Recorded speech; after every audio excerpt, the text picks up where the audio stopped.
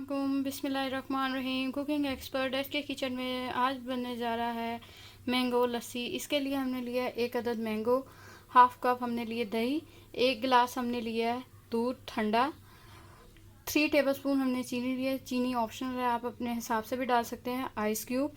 अब ये तमाम अज़ा को हम डालते हैं ब्लेंडर के अंदर। ब्लेंडर में सबसे पहले डालेंगे हम मैंगो के क्यूब,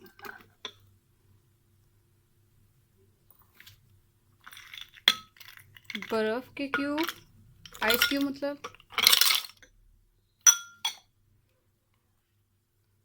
योगर्ट, थोड़ी सी पतली थी गर्मी की वजह से, शुगर,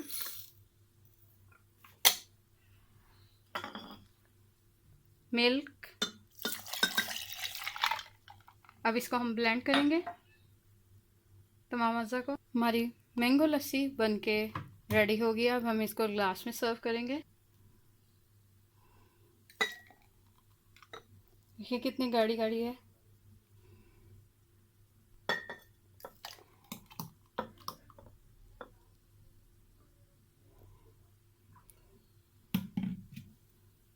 गर्मियों के मौसम में मैंगो के लस्सी का पीने का अपना ही मज़ा है। उम्मीद करती हूँ मेरी रेसिपी आपको पसंद आती है, तो मेरे चैनल कुकिंग एक्सपर्ट एच के किचन को लाइक, शेयर एंड सब्सक्राइब करना मत भूलिएगा। अल्लाह हाफिज़।